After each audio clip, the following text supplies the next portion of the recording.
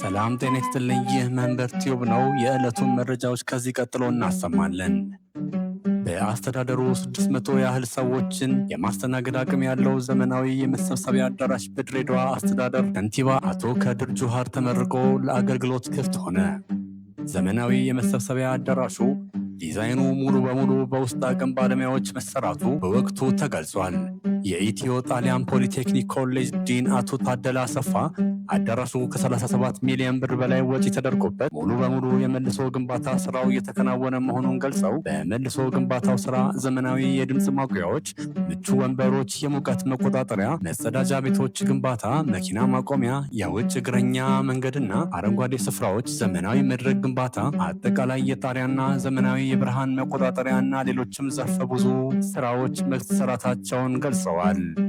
ኃላፊው አክለውም ልዩ የእንግዳ ማረፊያውና በልዩ ሁኔታ የተሰራ አካል ጉዳተኞችን ያማከለ ዘመናዊ መጸዳጃ ቤትና መንገዶችን ያካተተ መሆኑን ጠቁመዋል። አዳራሹ ድሬዳዋን የኮንፈረንስ ማዕከል ለማድረግ ለሚደረገው ጥረት የራሱን ሚና ይጫወታል ብለዋል። ክሬዚ ዴይ፣ ኦልድስ ዴይ፣ ቫሌንታይንስ ዴይ እና ሌሎችም አላስፈላጊ የሆኑ ባህልን የማይገልጹ ድርጊቶችን ማክበር ተከለከለ። መመሪያው በመንግስት፣ መንግስታዊ ባልሆኑ የግል፣ በሃይማኖት ተቋማት የሚተዳደሩ ትምህርት ቤቶችና ከኢትዮጵያ ውጭ ባሉ ኮሚኒቲ ትምህርት ቤት ውስጥ በሚማሩ ተማሪዎች ላይ ይፈጸማል ተብሏል። በመመሪያው የተማሪዎች መብትና ግዴታዎች ሲቀመጡ ለተማሪዎች ግዴታ ስር ፀጉርን በአግባቡ መሰራት ወይም ማሳጠር፣ ከተፈጥሯዊ ፀጉራቸው ውጭ እንዳይጠቀሙ ተቀምጧል።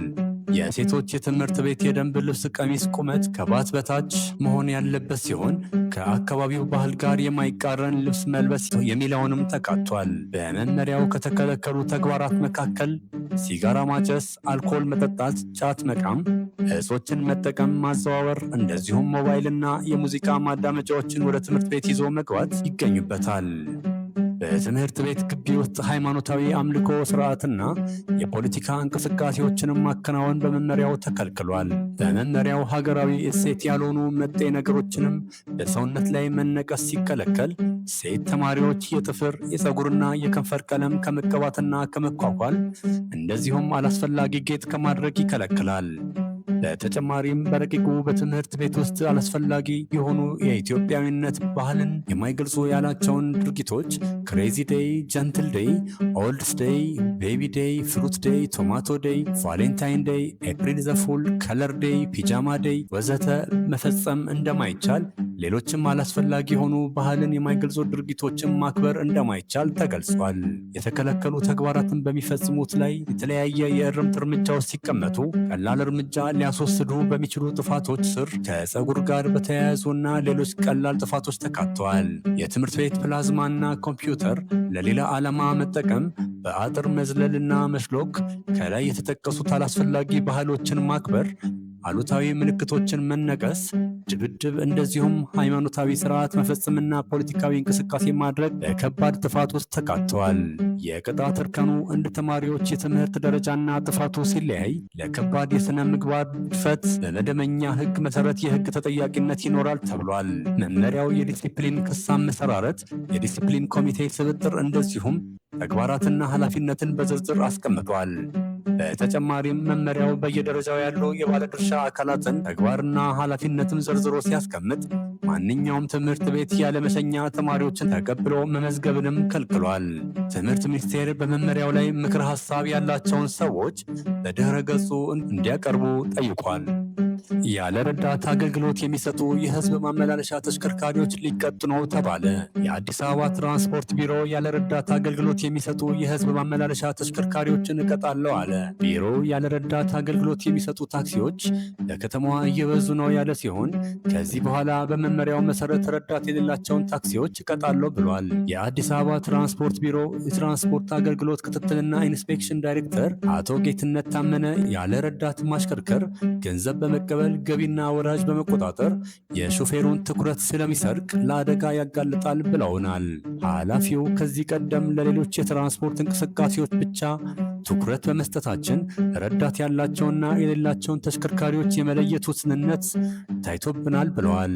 ከዚህ በኋላ ግን የታክሲ ረዳት መኖር አንዱ የትራፊክ ደህንነት አካል በመሆኑ ሁሉም የህዝብ ትራንስፖርት አገልግሎት ሰጪ ተሽከርካሪዎች ላይ ክትትል እናደርጋለን ብለዋል።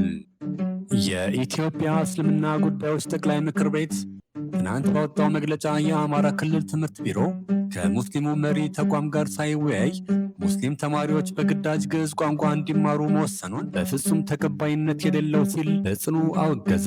ምክር ቤቱ የክልሉ ትምህርት ቢሮ በውሳኔው ላይ አፋጣኝ የእርምት እርምጃ እንዲወስድ የጠየቀ ሲሆን ይህ ውሳኔ የሙስሊሙ ማህበረሰብና ተቋማት ባገለለ መልኩ የተላለፈ ነው ብሏል። በመግለጫው እንደተመለከተው ይህ አይነቱ አካሄድ ክልሉ አሁን ከገባበት ውስብስብ ችግሮች በተጨማሪ ሁኔታዎችን ይበልጥ የሚያወሳስብ መሆኑን ምክር ቤቱ አስጠንቅቋል። በተያያዘ ዜና ምክር ቤቱ የትምህርት ሚኒስቴርንም በጽኑ ወቅሷል። በትግራይ ክልል የሚገኙ አንዳንድ ትምህርት ቤቶች ሙስሊም ተማሪዎችን በኢስላማዊ አለባበሳቸው ወይም ሂጃብ ምክንያት ከ2 ዓመታት በላይ ከትምህርት ገበታ ማገዳቸውን የጠቆመው መግለጫው ትምህርት ሚኒስቴር ተማሪዎቹ ወደ ትምህርታቸው እንዲመለሱ ምንም አይነት ጥረት አላደረገም ሲል ከሷል። ኢስላማዊ አለባበስን ለብሶ መማር ሕገ መንግስታዊና ሃይማኖታዊ መብት መሆኑን ያሰመረበት ምክር ቤቱ የትምህርት ሚኒስቴርና ሌሎች ተቋማት ሙስሊሞችን በአለባበሳቸው ሳቢያ ከትምህርት የማፈናቀል ድርጊቶችን በአስቸኳይ እንዲያቆሙ አሳስቧል።